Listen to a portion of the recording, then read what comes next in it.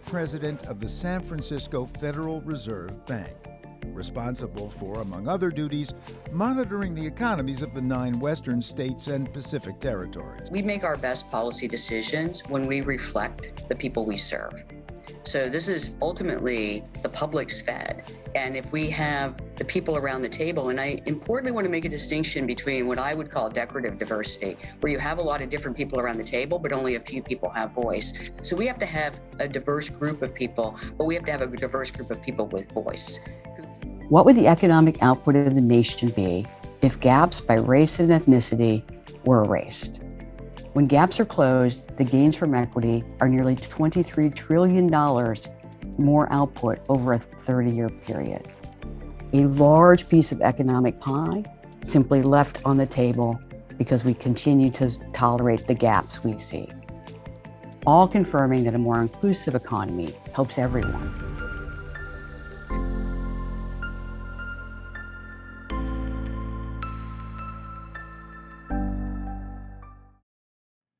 How you doing, Mary? I'm terrific. Nice to see you. It's nice to see you. I'm so excited to finally see you in person after all these years. Likewise, likewise. So there's a couple of things I know people are just excited to hear about.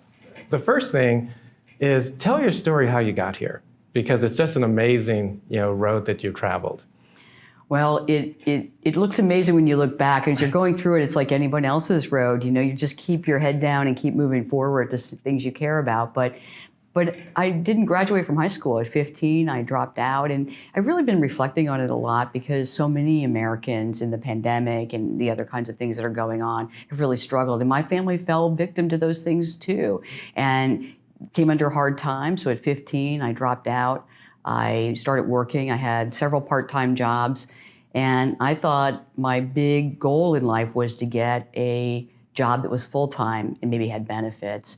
And I happened to meet a mentor, and she was in her early 30s, if you can put that in perspective. I'm 15, she's in her early 30s, and she just somehow takes a liking to me, and she says, maybe you should get a GED. And I thought, well, that might be my ticket to be a bus driver, and I know they get a full-time gig, and they get benefits, and that could be great. So I got a GED, and then Betsy is her name. God love her. And she said, well, maybe you could just go ahead and take a semester of college. And at that point, I didn't know what college was because I dropped out too early to really know. And no one in my family had ever gone to college or even talked about it. So I had to learn a little bit more about it. And then I realized it might be too expensive. And she said, well, I'll pay for your first semester. And so I went to University of Missouri, St. Louis for $216 for a full semester of courses. And she wrote me a check for $216. And I gave it to the registrar. And that started my interest in that. And she said, well, you should get a 4-year degree after I finished that because I did okay. I think I got 2 Bs and some As. And she said, you should move on. And so I did. And then I ended up getting a degree in economics and psychology and philosophy. And only one of those was really meant for me, although I use all of them. And so I went on and pursued a PhD in economics. And then somehow, after all of that, I ended up with a degree in microeconomics and public policy. And the Fed came up as an opportunity, and I applied. And here it is, a monetary policy place and macroeconomics. But they still took me. And so I got a job here in 1996, and I just continued to work my way through the organization and ultimately became the director of research. And when the opportunity to become president opened up, they had 250 applicants, and I worked like anybody else hard to try to get the job, and I did. And it's been the greatest honor of my life, actually, to get this job, to be here. And when I walked through the front door as the president, the organization had surprised me and come down to the first floor. And I walked in, and I still look at the videotape. I walked in, and they started clapping. And I think it just reminds us all that people really want people to be successful. And I've been a beneficiary of everybody rooting for me all along the way, and then taking what now, was then and is certainly now a very crooked path to get here. And I kind of think of myself as being just an example of what's possible if we give people chances. I had a 30-year-old person look at a 15-year-old person and said, maybe you could be something. That is amazing. And what we're doing today is talking about bridging the digital and diversity divide. And one of the things that we talk about all the time is just having that one person that not just your mentor, but your sponsor. Right. So she not only became your mentor, but she sponsored you. Oh, yeah. And, just think what the world has today. And I don't know what we would do without you. So that is just a great story. All of us are, I actually think that if you want to, who should we have as a role model? It's Betsy. Yes. Because Betsy had the wherewithal, right, to not only just give that $216 check, but just keep nudging. Just encouraging, and that has changed my whole life. So the second person I called after I called my wife when I got this job was Betsy. That is fantastic. Well, just think what Betsy did for you, but not only for you, just for all of us. So because you're making such a big impact, to everyone. So no, thank you for the story. Well, let's get to one of the questions that I know everyone wants me to ask. Inflation. Mary, what is the outlook for inflation? Sure, and inflation is on everyone's mind because it's hurting everyone's pocketbooks. And that's just a general true statement. Inflation is too high. So what's the outlook? Well, the outlook for inflation, you can really think more carefully about the outlook when you think about what's causing the high inflation. So there are many factors, but one critical factor is we had a pandemic, COVID, that drove us all into our homes. And we had income to support because many people were able to telework. A variety of other groups that couldn't telework got some assistance from the fiscal relief and the monetary policy relief. And so we had a lot of money chasing only part of what we usually buy, which is all those goods. And as a consequence, we have this tremendous imbalance between supply chains disrupting goods production. At the same time, we all want things. I think we all substituted our vacations with ordering from Amazon and having things delivered to our homes, right? So as we get through the pandemic, and I see it in the airports already, if you go to an airport right now, it's packed. And one of the reasons it's packed is because people are finally getting to leave their homes and go back on trips, go on vacations, go to restaurants, which are also packed. And when they do that, that rotates their spending back from just goods to services, which will be putting some relief on the inflation numbers. Additional pressure on inflation, though, of course, is coming from the war in Ukraine, which has pushed up energy prices, but also food prices because of the global food supplies being disrupted, global energy supplies. So as we get more used to that and figure out other methods of either sourcing food or sourcing energy, then we can see some relief there. But I think that's pretty far down the road. Yeah. Right now, I'm really looking forward to supply chains repairing a little bit and people rebalancing their spending. And then, of course, the third factor that's on this is the Federal Reserve. We have raised the interest rate and suggested we're going to raise it additional times. I've said publicly my own preference would be to get it back up to neutral, at least, which would mean we're neither stimulating nor restraining the economy. We're just, we're in the background at that point. That seems to be the obvious choice when we have an economy that's clearly demonstrated it can function on its own. So then when you put all of those things together, my outlook for inflation is that we should start to get some relief in this year, not hitting those high numbers that were, just kind of jaw-dropping. Yeah. But we probably won't, in my judgment, get back to our 2% target until sometime next year. And that will depend a lot, not only on our policy, but also on these supply chains. If we can really keep COVID kind of behind us as opposed to ongoing disruptions.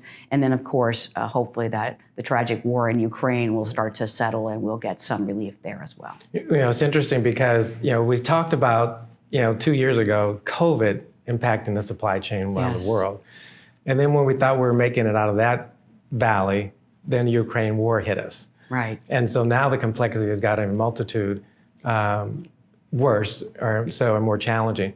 So how does the combination of the COVID and the Ukraine war change some of the policies you've been thinking about? Well, it makes the job harder, obviously, to navigate to a smooth landing. And one of the reasons is, and I want to go back first to COVID. I mean, COVID feels like we really might be moving from pandemic to endemic in the United States. But if you're in China, you don't feel that way. In China, they're still, because they have many fewer vaccinations that are successful, the take-up's been lower than it has been in the United States. So they're still using these pretty blunt mitigation strategies of lockdowns, and that just disturbs supply chains. And then we feel it 3 to 6 months down the road. in our own, budgets and our own supply chain. So these are things that are ongoing. And then you add the war in Ukraine, and of course that's disruptive to energy and food directly, but also all kinds of commodities. And those two things mean that we're not likely to get the kind of relief we had hoped for from the supply side of the economy, which means the demand side's got to come down and get more in line with supply.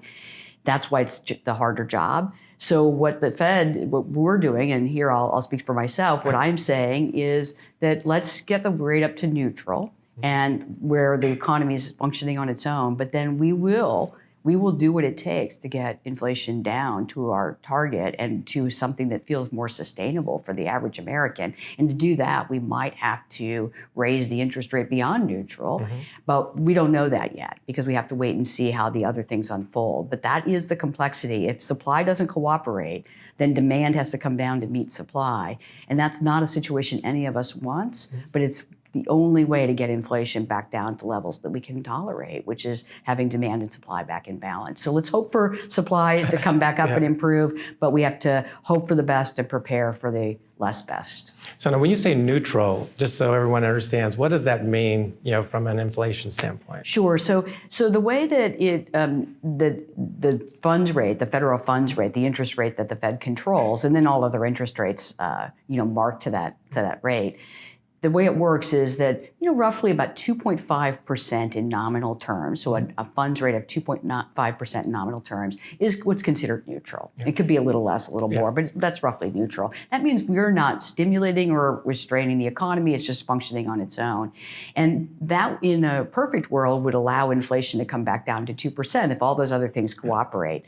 But if it doesn't cooperate, if the supply side's shorter than we like and stays that way, then of course the rate would have to go above 2.5% in order to get demand back in balance and inflation back to 2%. So our target on inflation is average inflation of 2%. Right now we're not close to that target, but we're hopeful, I am very hopeful, that the combination of the things we just talked about will bring it back down to that sometime in 2023. And if it doesn't seem like it's heading in that direction, then I'm prepared to do what it takes on the interest rate side. The Fed has to do its part here, and we are prepared to do that. Good. Well, let me go to another question that I know the group is going to be asking, wanted me to ask. If there was one policy change you could make at the Fed, that would provide the biggest shift in economic disparity among class groups, what would that be? I ask myself that question all the time. And there are two things I want to say about that. The first is that at the Fed, our policy toolkit, our monetary policy toolkit, our regulatory toolkit, our payment system toolkit, we don't have the direct levers to affect inequity right away. We just don't. Those are fiscal agents. Those are elected officials. But we do have important tools, and our tools are really to create a sustainable economy that, in a long expansion, durable expansion, that allows as many people to get opportunities as can be. And all you have to do is think to the pre-pandemic expansion we had, 11 years, longest in history, only disrupted by a pandemic. And that was bringing in people who people didn't believe would ever come back to work. And here they were pouring in, getting opportunities, building wealth, building income. So that is our critical job. But for many people who I talk to, that's not actually direct enough. They want something a little more direct that I can do. And here's what I say. We can ultimately make sure that our institution and all the voices we need to represent reflect the people who we serve.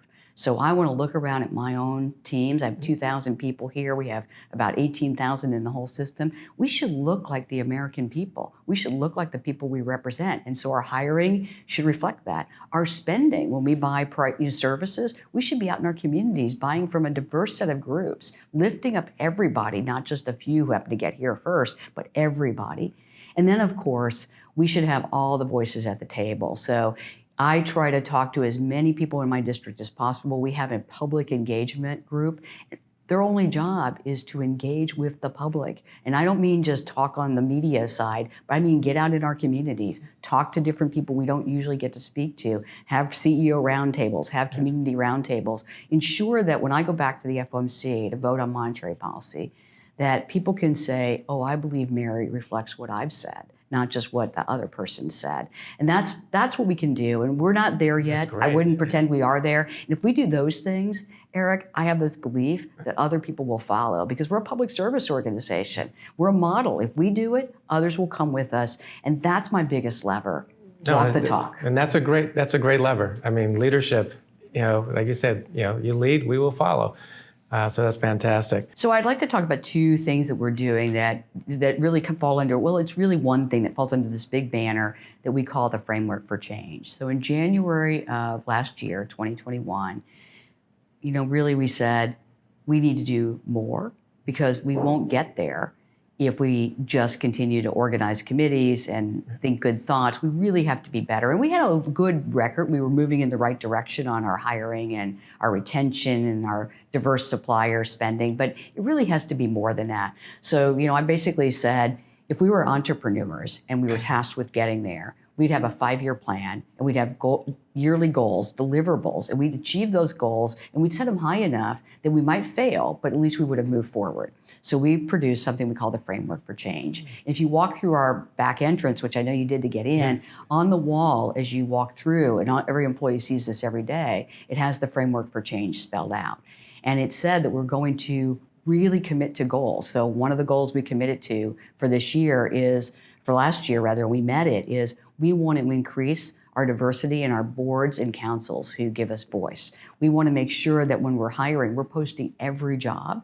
And if we don't get a diverse set of candidates, we keep out there. We hired a diverse human capital supplier. We had only had a diverse product supplier, someone who gets out there and works with diverse groups to get more product diversity, service diversity. We didn't have one for human capital who specialized in having the connections and working on the behalf of making sure that we have a diverse set of candidates. We also expanded what we meant by diverse. It's gender, race, ethnicity, socioeconomic status, rural, urban, where you went to school. You'd be surprised that a lot of diversity gets lost because we say we only choose from the top 10 universities. Of course. Well, of course. So then if any historic inequities just get baked into our candidate pool, right? So we have to expand. We went to, interviewing without names on some of the applications where it's really hard to, you can't not know where people come from. So we just have stripped out, we've changed our processes so that we actually can live up to the goals we have set for ourselves.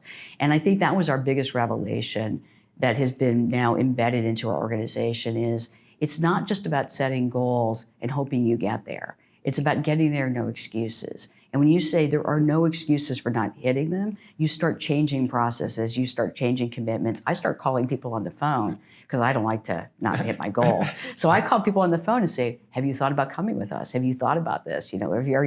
What can I do to push you over the edge? And we're in a pretty tight job market right now. Yeah. So it's competitive out there and we're still hiring for the roles we need. And when you look at our portfolio of people we've hired, I'm so pleased when we have the kind of diversity that I think is reflective of the communities we serve. And we're not there yet. I always want to say, we are not there yet, but that's what we're committed to. And that's what I think we can do. And I think we can hit our 5-year goals of looking like the people we serve. Yeah, Mary, I know there's people in the audience now that are smiling because they're representing HBCUs. And one of our taglines, which I must say, because they're listening, is no more excuses. No more excuses. So the fact that you just said it, and I just want to tell the audience, we didn't stage this. This was, but that's amazing because we're saying the same thing, no more excuses. And one of the things that we're thinking of, and we'll get to this point, was you're talking to chief procurement officers that are spending billions of dollars a year to support diverse companies and really make sure they're part of the ecosystem. Because you said a number of things that I know that they're thinking, they're trying to build the same framework. What would you want to say to them in terms of the billions of dollars, the frameworks they're using? Mm-hmm. What do you see that? Yeah, that's a fantastic question. I've been thinking about something a lot, and we've been working on it here, is that I think we, as a nation and as a group and as institutions and firms, we have to stop thinking about it as philanthropy. and start thinking about it as hiring the best person for the job. Yeah. And when we've changed our mindset from we will be philanthropic in the communities we serve and hire some diverse people, it has that kind of idea that there's a deficiency and we're going to help prop people up. That's actually not it at all. Yeah. When we're taking barriers down and we're saying, okay, the barriers are down and now we're inviting you to please come with us and work with us. And we're building those bridges. It's a very different mindset, and it's one that will pay these huge dividends. So we start celebrating that we found the best people for the jobs, not that we did something philanthropic. And I would love to see diverse suppliers. I know they're believing that, but I would love to see the way firms and businesses talk about this is we've been sidelined from some of the best talent in our nation, and now we're going out and seeking it. So come to us. We want to work with you. And that will be the important thing. The other thing that's more practical, that's more like the leadership inspirational part. The practical piece is one of the things we've had to do in our own institution is we write contracts where we say basically one size fits all. Yeah. That's the old way to do it. But if you don't need to be bonded and insured for $5 million if you're going to send us some T-shirts. And so really right-sizing the contractual and legal expertise that a firm has to have to partner with us so that it is equivalent to the risk we're taking when we're purchasing some service helps newer companies get off the ground with us. Otherwise, we're only getting those bigger institutions, and those are not how we will our bigger firms. So we have a motto or a rule here. If it's anything other than the giant machines that only a few people make for our business, then we should hire local, small, or minority. You have to have two of the three. That's fantastic. And that's one of the things that we've been hearing as well is, if you're going to sell T-shirts, you don't need a $5 million insurance policy. No. The other thing, the data's already proven that if you have a diverse workforce, you have a diverse supply base, the economics of the company, the profitability of the company is better. Oh, I completely believe that. So, the numbers already speak for itself. Absolutely. Now it's just getting, the action. And it makes sense, doesn't it? I mean, I'm sorry to interrupt or not go on, but it really makes sense because if we have more diverse people, we have people who look at the world through a different lens, have different experiences, which means we're just better at our jobs, whether you're making widgets or technology or public policy. It's just very true. Well, it's interesting. We have this model, global intellect and inclusion. And we really practiced that during the pandemic because we have offices all around the world. And so following the best practices and how they were dealing with COVID throughout Asia, throughout Europe, really allowed us to not only improve our business, but actually keep everyone safe. So you're absolutely right. I mean, the intellect is all around the world. Let me ask another question, if you don't mind. Of course. The Federal Reserve has made major efforts in increasing diversity across the U.S. Can you tell us why you think diversity matters? Well, we just talked about yes. We just talked about how it's important. It shows up on your bottom line, but I'm going to say something because we're a public service institution. We make public policy that affects everyone. We have a banner at the front of our building that says our work affects every American and countless global citizens, and that is true. And it comes with a responsibility. And that responsibility is to see the problems that all Americans would see and to have solutions that would benefit or affect all Americans. We can only do that if the people who represent those groups of everybody are at the table, have a voice. Ultimately, policy is endogenous to the people who make it. It means that policy is completely a product of the people around the table who decide upon it.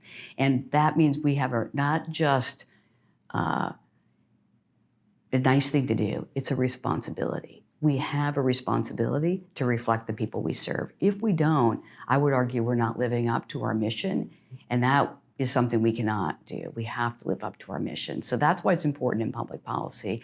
And I think just like it is important for public policy, it ultimately affects the bottom line of businesses. But that's why we're committed to it.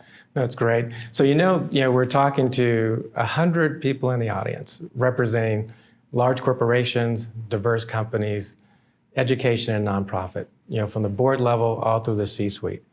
And one of the things that, I want you to be able to tell them or have some to support what you're doing. So what would you like to say to that group of 100 that are sitting here with us in New York, listening to our fireside chat? So I think I'd like to say this. You know, I remember growing up in Missouri, and we had one Black family in our community. And she happened to be my best friend. And she and I would sit in sixth grade and we would talk about, we rode the bus together, and we'd say, I think the world's going to be different when we're older. And it is not that different. And I think of myself, and I think if I hadn't been found out, then all these things we're seeing from me now would not have been possible. And that is true for everybody who is underserved, a minority in our country, just somebody from a different part of the country or a different socioeconomic background. And so for firms and for us, I think we have a responsibility to lift up. Otherwise, we're going to end up not giving the next generation a better future than the one we inherited. And I think that would be a miss on our part. So we have positions of authority now. The world is ours to change. And that's really what I want to say is I'm in the fight, and I'd like everybody else in this audience to be with me. Well, I'm in the fight. And by the way, you remind me, just when I grew up, I grew up just right across the bridge in Oakland, California. Oh, where I live. I love Oakland. That's right. And I can remember, I'm a product of the public schools. And, I was a decent athlete, not that good. But one of my counselors says, well, because you're good with your hands, you should be a mechanic. And I said, nothing wrong with being a mechanic. My father and my uncle had the mechanic shops, but I really had taken the college prep courses to go to college. And I had one mentor that says, follow your dream. We all, I think, find ourselves as young people potentially cast into roles that people think, oh, that would be good for you. But it's that one mentor who says, I see something either different in you, or I just want you to do whatever you think is the right path for you, and what do you need from me? And I guess that's something else to say to the group here, is that we all have the ability to affect people's lives, even if we don't know it for another 30 years. But just taking those little steps that your mentor did, that Betsy did for me, just try to do something like that every day, every week, every month, and we could already make that world a better place. Well, there's one final thing. This group that we bring together, it's action-oriented. Because I don't want to have a meeting where everybody feels, happy. My kind of guy. Okay, and they feel good, but then they get back together next year and nothing's happened. So we have some really big ideas that we laid out the last time, which was building a technology that actually bridged the digital and diversity divide. And so we raised our hand and said we're going to do that. So today we have diverse companies, from $10 million to $2 billion. That are ready to do business with corporate America. So we're trying to say, what are our big ideas for this year? So one of the things we had was, let's have a diverse company that goes public.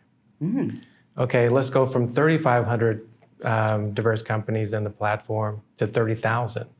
So if you wanted to give one big idea to the audience, what would that be?